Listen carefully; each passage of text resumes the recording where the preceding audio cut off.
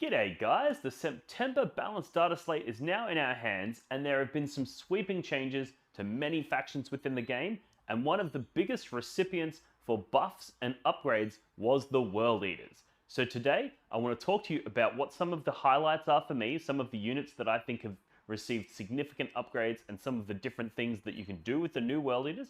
And then we're going to round out the video with an army list that I'm planning to take to the upcoming GT in Australia known as RatCon. So with that being said, let's get into the video. Look for the blood god.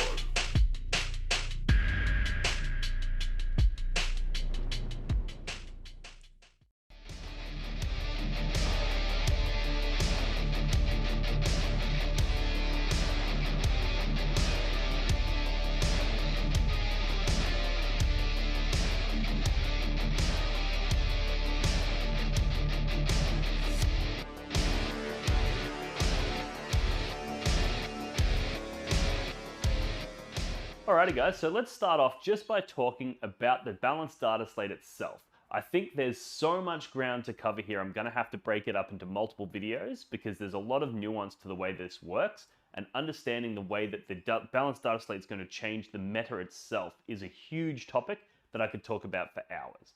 But essentially there's a few things to consider when looking at your army and how the balanced data slate is going to affect it, and it's not just the points reductions that you receive. You also need to look at the things that got nerfed, like for example in this balanced data slate we've seen Eldar, Custodes, Gene Stealer Cults, some of the top powerful factions have been nerfed. So even though we've gotten points reductions, we actually become significantly more relevant in the meta because those things that were dominating, that were threatening us, and that were stopping us from achieving tournament results have all been nerfed. So it's a twofold thing. You've got to look at the things that you've gained, but you've also got to factor in what other people have lost. World Eaters is a perfect case for this because one of the factions that used to absolutely dominate us and push us out of the top tables was a really popular faction because they were really powerful, and that was Adeptus Custodes. They basically had those big 10-man bricks. Their capacity to always fight first on those for free with the various characters and stuff that they could do basically just meant World Eaters couldn't realistically hope to win that game. It was a very, very hard game, and as a result, it didn't matter how cheap our units were, it didn't matter what we had going on, we were just getting punked by the Custodes. Whereas now, not only have we received buffs, but the Custodes have received nerfs in that their unit size has been significantly reduced, which means they're going to get less utility out of their stratagems, and also they can no longer use the free stratagem to always fight first, which means they're going to have less ability to do that because they're going to have to budget the 2 command points to do it. So that is a huge passive buff to the World Eaters because one of our biggest threats has been reduced or almost eliminated. So that's just one sort of outside of the narrow focus on the World Eaters points costs, one thing that you need to consider when looking at a faction like World Eaters. How have the other factions changed and how does that change impact World Eaters? Another good example is the Devastating Wounds is now no longer delivering mortal wounds, it's just ignoring saves, which hurts World Eaters in some ways because we did have some capacity to do devastating wounds, but we were also quite susceptible to devastating wounds, But yeah, so being susceptible to devastating wounds and then having devastating wounds removed from the game is a huge advantage to the World Eaters. So I think there's lots and lots of examples like that. I could go on for hours, but really just keep those in mind as we go through the points cost reductions, and hopefully that will give us a little bit of context. As for points cost reductions, it was pretty freaking good. It was sweeping across the board. Almost everything went down. Both variants of 8-bound went down, Jackals went down, Berserkers went down, Rhinos went down, Mauler Fiends went down, the Lord of Skulls went down.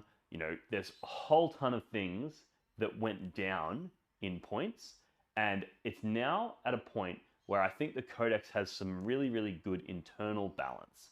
Previously, it was really easy to write lists because you'd be like, yep, 8-bound are rubbish, they're too expensive, Exalted 8-bound too expensive, Berserk's too expensive, so you could just eliminate them from the process and then you go, cool, of the remaining 4 or 5 units that are good, which ones do I want to take?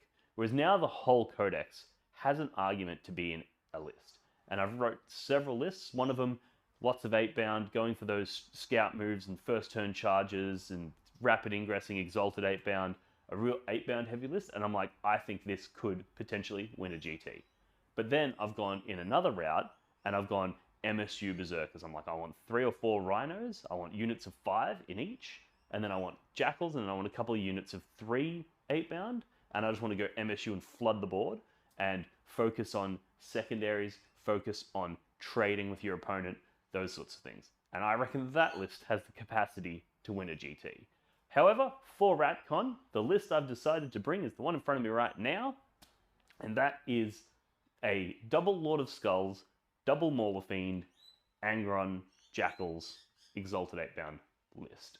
Now, there's a few things worth noting here. One is that the Towering nerf, I don't think it particularly affects the Lord of Skulls. If anything, it helps the Lord of Skulls. And basically what the Towering nerf is that you can no longer see through terrain with Towering unless you're in the terrain yourself, which is more or less the same as what it is for everybody else. The difference with everybody else is they have to be wholly within the terrain piece to be able to see through, whereas the Towering units just need to be touching it. And that's obviously to factor in that they have huge bases and huge footprints. So that nerf has really hurt shooting-based Towering models because they can't draw lines of sight, and that makes them difficult to maneuver, and it really does slow them down. Whereas the Lord of Skulls, it has got good shooting, but because it's primarily a melee-based unit, it's going to be moving up the table anyway, so it's going to be finding those firing lines anyway, so it doesn't really matter in that regard, and most of its damage is coming from melee, so who cares if you can't draw line of sight to things? Your shooting's not that great anyway. So I think that's a huge buff for the Lord of Skulls, and also, not only can they not shoot through the terrain, but you can't be shot through terrain now. So that means you're actually able to hide your Lord of Skulls behind a ruin, and even though your opponent can physically see you, because there's a ruin between you and them, they're not going to be able to shoot your Lord of Skulls. And being able to, I would much prefer being able to go, I can't shoot and you can't shoot, than we can both shoot. So I think that is an actual buff for the Lord of Skulls. And then on top of that, the Lord of Skulls went down significantly in points. It went down from 525 to 480, I think it was. So a really big points reduction for the Lord of Skulls. And the Lord of Skulls became better with the buffs. And then also, the fact that Towering across other factions like Knights and Eldar has been nerfed and they're going to not get firing lines, people are going to be less likely to take those big Towering models, which means the meta itself will probably adjust to not target them. You know, people aren't going to be bringing tools in their lists to deal with multiple toughness 13 models because they're not going to be very common. And as a result, the Lord of Skulls gets even better again. So this is like a 3-fold buff for the Lord of Skulls, which is why I have 2 in my list today. Angron, he didn't get nerfed, which is fantastic. Some people look at this, and I don't disagree, that if something doesn't get a buff, it kind of got a nerf, because so many things got buffs, so many things went down in points, that the things that didn't go down, it kind of feels like, on the balance, they became more expensive compared to the other things, right? So an argument could be made that Angron got a slight sort of passive nerf by not going up or down in points. But the fact that the Lord of Skulls got a buff actually buffs Angron, because the Lord of Skulls, every unit that they kill, allows you to modify one of your Blessings of Khorne roll by 1, which means the probability of you resurrecting Angron has gone up because you're more likely to be bringing Lord of Skulls. So that in itself actually means that Angron did get better. So even though he didn't go up or down in points, he is more relevant now than he was previously. So that's a huge boon for Angron, and Angron was always fantastic. You know, his ability to give rerolls, he's a massive force multiplier. He also is a massive beat stick that can go in and kill those hard targets. He's got fly, which is something that you desperately need in a World Eater's army to prevent your opponent from just screening you out. You want to be able to fly over ruins, you want to be able to fly over enemy models. So he's a huge utility piece, and he comes back to life when he dies. What's not to love, right? So that's the core of the list. From there, I considered a few different options. One of them was putting in a 3rd Lord of Skulls, just to really go, I'm going to spam that toughness 13, and they're all going to be really hard to kill. Angron's easier to kill, but he's going to keep coming back. So just really put your opponent in a really tricky spot. but I wanted a little bit more flexibility and a little bit more diversity in the army. So what we've got is 2 units of Jackals. Now, Jackals, I think, are absolutely fantastic. They're still a little bit too expensive for my liking because realistically, you compare them to like a Chaos Space Marine Cultist, and they both sticky objectives. They're both relatively weak. They just die. And the Jackal's main call is that they have slightly higher damage output, but it's not high enough to be really relevant, so I wouldn't spend points to upgrade them as such. So I wish they were a little bit cheaper so that they were, a little bit more disposable without sinking too many points, but I still think they're in a pretty good spot. And as a result, I have 2 in the lists. And then the next part of the list is 2 Mauler Fiends. Now, I ran 2 Mauler Fiends when I went to the War Masters event, and they were top performers in my list. Mauler Fiends were fantastic, and they just got significantly cheaper, 20 points cheaper. So 2 Mauler Fiends, I think, is a pretty staple. I think you want them in every list.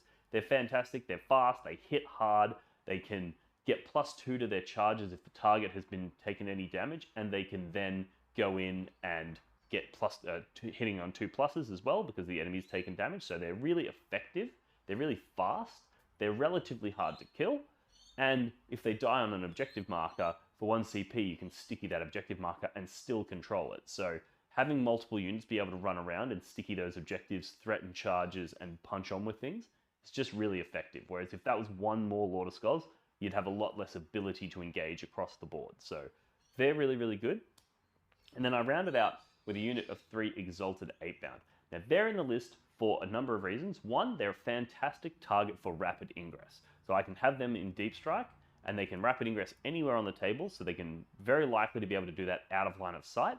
And now that you can't overwatch indirect, it means if I'm dropping them out of line of sight, my opponent can't shoot me, and then in my next turn, it's going to be difficult for them to overwatch me because they can't do it at the start of my move because I'm out of line of sight. And if I'm able to move in advance to remain out of line of sight, to go to a different ruin, they're actually not going to be able to overwatch me at all on any point of that move. And then I can hopefully charge from that second ruin, ignoring the overwatch entirely. So that's really, really cool. And the fact that they're able to walk through walls is the reason that I have them instead of a 3rd Mauler Fiend. Because the 3rd Mauler Fiend is going to be tethered to the open lanes where they can move, whereas the 8-bound, they can just charge straight through the walls. So rapid ingressing them behind a wall, and then they don't have to go around it, they can just go straight through, and they do a little bit less damage than a Mauler Fiend, and they're a little bit easier to kill than a Mauler Fiend, but I think that flexibility with the ability to deep strike anywhere on the table with the rapid ingress, and the ability to move through walls, is going to let them solve problems that the rest of the army is going to really, really struggle to solve.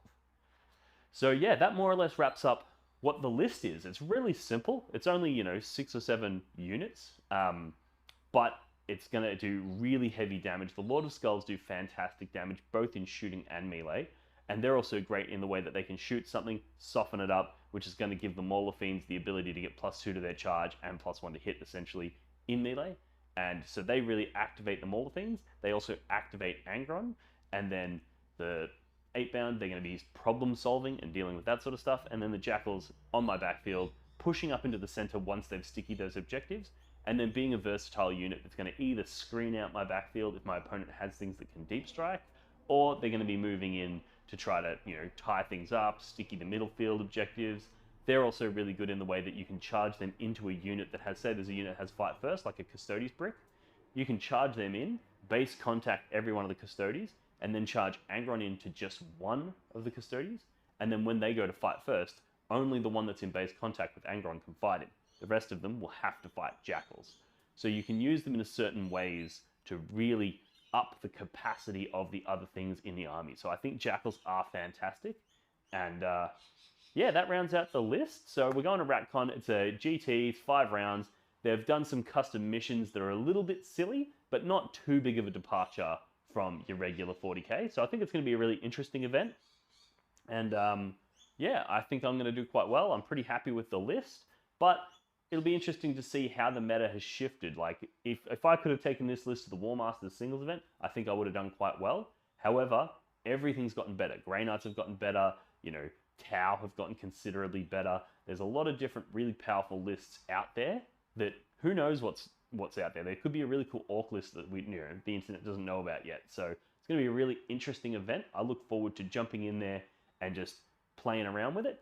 Let me know what you guys think of the list, and let me know if you want to see a battle report with this list, or if you want to see perhaps a battle report with a more 8-bound focus or a more MSU Berserker focused list. There's so many options. Khan the Betrayer is an absolute beat stick these days. You know, you've got even just the Lord Invocatus with the unit of Exalted 8-bound. It's got some really cool utility, being able to fall back, charge, you know, being able to prevent other things from falling back. You've got a lot of play there. So there's lots of really cool stuff that you can do with the World Eater, and I would love to explore that with you. So let me know what you guys want to see in the comments below. As always, thanks for following, liking, subscribing, watching the video, and filling the comment section below. All of those things go a long way to helping expose this channel and get more eyes on it. And also, if you want to show your support, head over to blogforthebloodgod.com, join our Patreon, join our Discord community, pick up some apparel like this merchandise, the t-shirts. We've got these neoprene objective mats and objective markers. We've got dice on there. We've got all sorts of really cool stuff over on blogforthebloodgod.com. So check that out. Thank you very much for tuning in, and I'll see you in the next one. Cheers. Walk for the Blood God.